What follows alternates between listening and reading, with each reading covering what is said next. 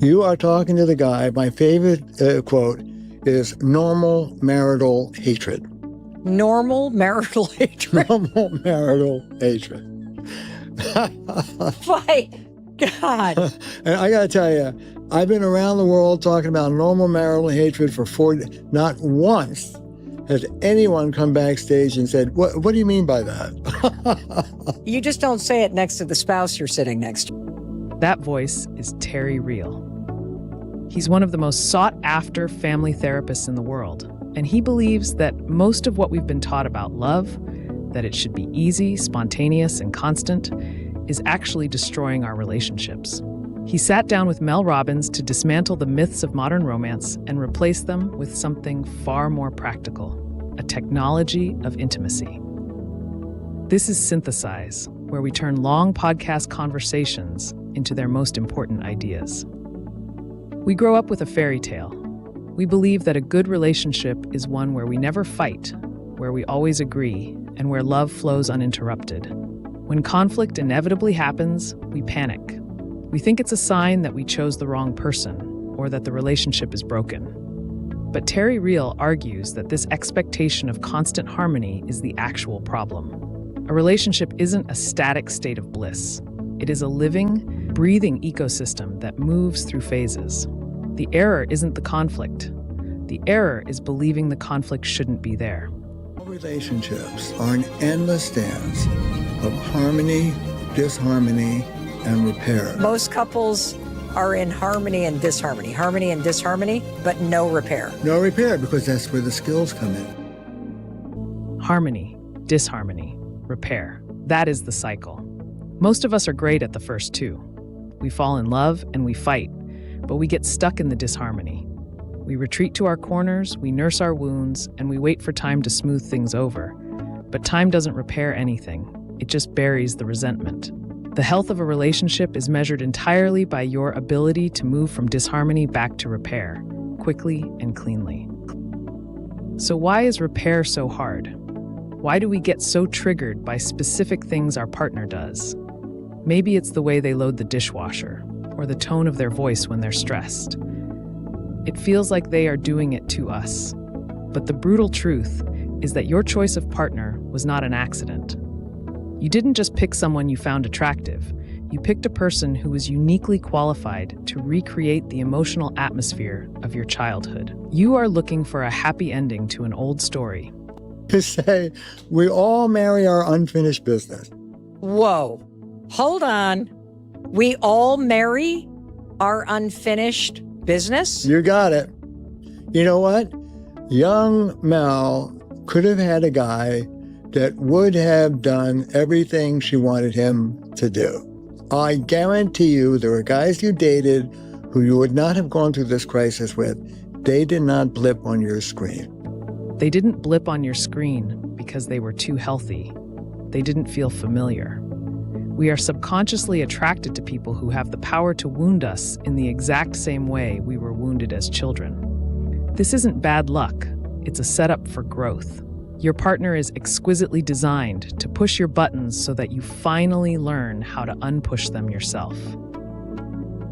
When the fight starts, when the disharmony phase hits, something biological happens. Your heart rate spikes. Your prefrontal cortex, the part of your brain responsible for logic and empathy, goes offline. In that moment, you are literally not an adult anymore. You regress. You become what Real calls the adaptive child. This is the version of you that formed when you were 5, 7, or 10 years old to survive your family dynamic. And two terrified children cannot resolve an adult conflict. The adaptive child part of you is the you that you learned to be growing up in that crazy family. Fight, that knee-jerk survival. Yes. Fight, flight, or fawn. This is why our fights go in circles. One person becomes the fighter, yelling, demanding, pursuing. The other becomes the flighter, shutting down, leaving, hiding. We think we are arguing about the credit card bill or the dead flowers. We aren't. We are reenacting a survival strategy from 1995. The adaptive child only knows how to do one thing: protect itself. It doesn't care about the relationship. It cares about not getting hurt. If the adaptive child ruins our relationships, why do we let it take over? Why do we choose anger over vulnerability every single time? Because vulnerability hurts. Feeling small, ignored, or abandoned is excruciating. Anger, on the other hand, feels powerful. It's a rush. It's a defense mechanism that lifts us out of the shame of feeling unloved and places us on the throne of being right. Why does it work? Because grandiosity feels good. Shame feels bad. The wound feels bad. The adaptation feels good. Grandiosity feels good. It just makes a hash of things. Grandiosity feels good. That is the addiction. It feels better to be the superior, angry victim than the vulnerable, hurt partner. But that feeling is a trap. It prioritizes your ego over your connection. You win the argument, you establish your dominance, but you lose the relationship. You are winning a game that no one else is playing.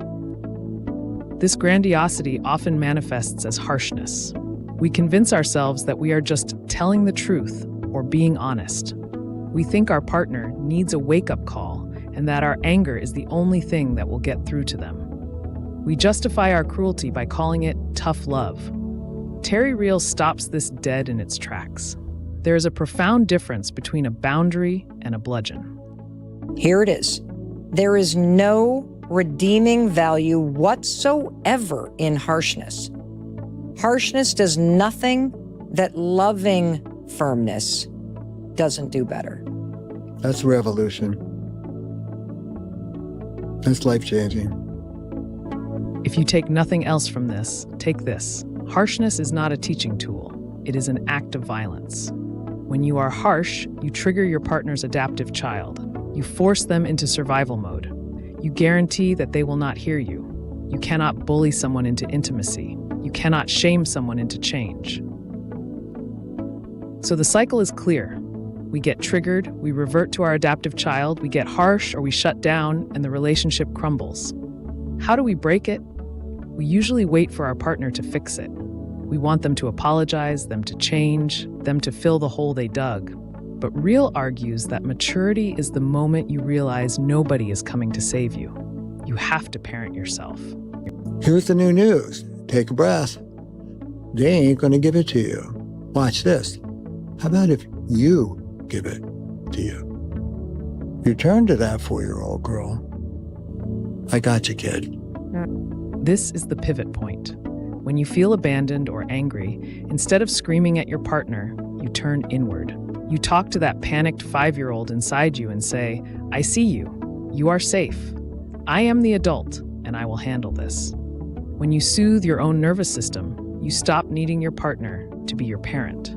You can then look at them not as a monster, but as another flawed human being struggling with their own adaptive child. Once you have soothed yourself, you have a choice. You can continue the power struggle, or you can change the dynamic. This requires a radical shift in posture. Most of us are either one up, arrogant, angry, demanding, or one down, collapsed, passive, resentful. A healthy relationship is a democracy. It happens level to level. If you're one down, have some courage. With love, not harshness. Lean in and deal.